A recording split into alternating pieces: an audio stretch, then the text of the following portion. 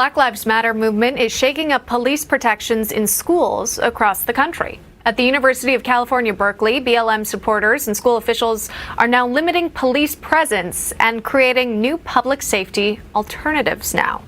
Joining us to discuss, Augustus Doricko, a correspondent at Campus Reform and also a student at UC Berkeley. And our panel still with us, Scott Walker and Jenny Beth Martin. Augustus, could you please help us make sense of this? Campus police being restricted to criminal calls only and in some cases being replaced with mental health professionals. How do you think this is going to play out? You know, as much as I'd like to treat this comically absurd notion of defunding and replacing the police department in UC Berkeley as the joke that it should be, recent events at Berkeley have shown that we need to take a much more sober attitude towards this. Seth Smith, a fellow student at UC Berkeley, he was a rising junior. He was majoring economics. He was killed. He was murdered 3 blocks away from campus just last week. And the university, the chancellor, she didn't send an email out for 3 days. And the email that she sent out didn't even acknowledge Seth originally. The first email was her commitment to replace police with social workers at UC Berkeley and to move the department from Sproul Hall, the epicenter of violence at UC Berkeley over the past 5 years, that Campus Reform and the Leadership Institute have documented extensive violence against conservatives and dissidents. I think that it's ultimately going to be very bad. I think that safety is not something that students feel in light of this recent email. Let me ask you, would you feel safe as a student if this was the chancellor's response to a fellow student having been murdered? Would you feel safe if you were a student and you knew that right across the bay, statues of Christian saints were being torn down? Would you feel safe if you were a parent or resident sending your child to this school when a social worker might show up to a house robbery? For instance, my apartment at Berkeley, was robbed just last week. I certainly don't feel more safe knowing that there will be less of a police presence there.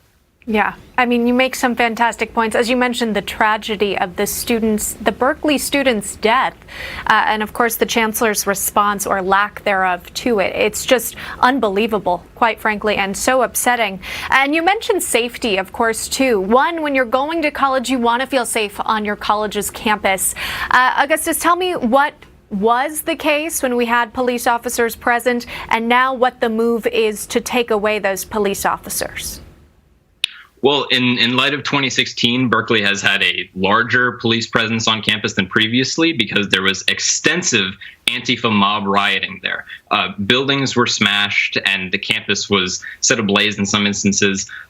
We've had relative peace, some violence against people like Hayden Smith that the police have done some job to quell. But if less police are present, I can only imagine that the situation is going to get worse. And I can only imagine that students will be less safe overall. Yeah, and this is happening at Berkeley. Governor Walker, this is happening all over, right? It's not just limited to this college campus. We're learning that Chicago's school board will vote tomorrow on whether to terminate its contract with Chicago PD. And you wonder the impact that could have on students in these classrooms and their safety if something were to happen where they would need police to respond. Mm-hmm.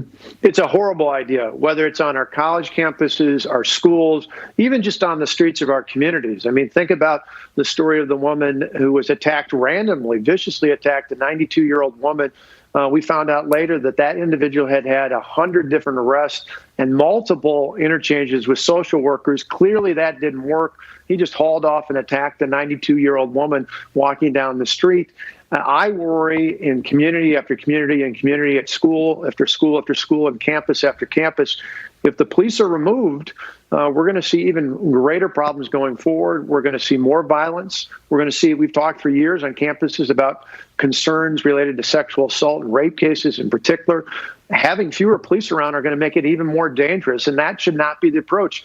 Again, I want to be clear. Reform the police. The handful of people who've done horrible things in the past have got to be held accountable for. We've got to do more to make sure that those folks, through reforming collective bargaining, reforming the process of hiring and monitoring police for sure, but do not defund. If anything, do more money for better training and better involvement and engagement so that everyone can feel safe.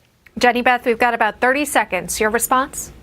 Well, I can say that if my daughter were going to UC Berkeley, first of all, it just wouldn't happen. I would be worried about her safety. And I'm worried about all of the women who go to that school and what they may wind up being subjected to when there are no police around to make sure that they are safe. So that would be the biggest thing. The next thing is that we're sending a message that laws don't matter, that mob mentality rules, and that we're no longer a country of laws. And if this continues, we're headed for much, much, much darker days in this country. Yeah.